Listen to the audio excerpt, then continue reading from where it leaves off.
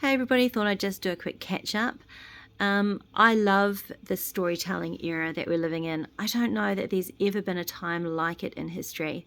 I just wanted to put out there that when I'm interviewing people, I am encouraging the person to speak when I'm nodding and I'm saying, yep, and nodding and saying, I'm being an active listener in order to help them say what they need to say.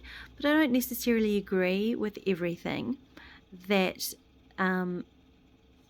my interviewees might say.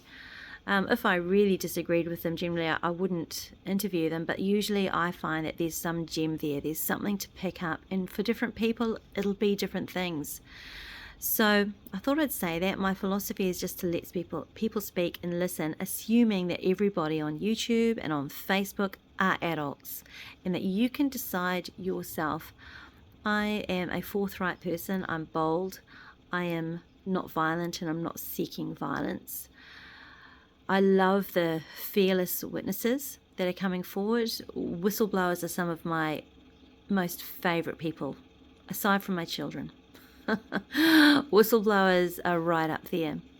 So yeah, I thought I'd put that out. Look, when I was in my teens, I had some pretty incredible spiritual experiences. They absolutely intersected with my life and changed my perception. They changed my world, and I had to process a lot of this alone because in that time it wasn't an era of sharing and storytelling and listening. It is now. It is incredible to sit and hear stories and the overlaps and compare things that I've experienced throughout my life since I was a child and hear other people talk about them. Before this, it was pretty stiff.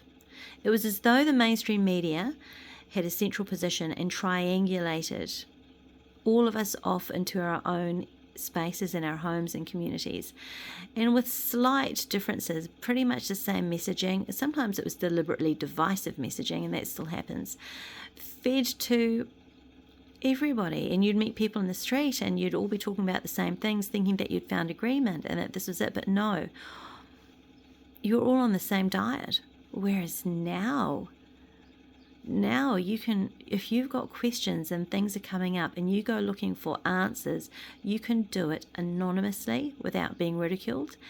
So what an age to live in. And I really, really appreciate the people who are my inspiration, those who host these conversations, those who tell their own stories, and put aside what judgment and ridicule might come their way. And because of this, I think we're just seeing such a dynamic shift. I'm in huge appreciation for it.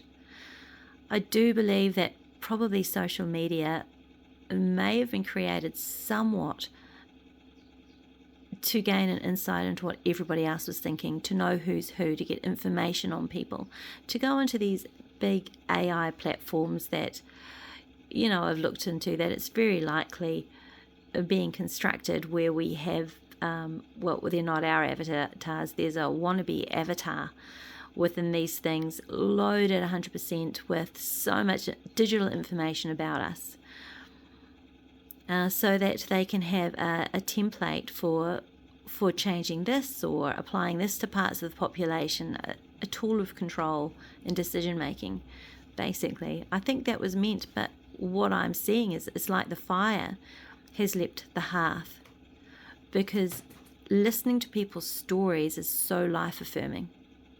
There's an impartation when you hear people's voices and where they're coming from and their experience that is heartfelt. It's not contrived. There's not a pretense because somebody has a position of teacher and leader, so they teach on every subject regardless of their life experience. I don't know what the future's going to look like, but I think the next generation are just going to be completely unique.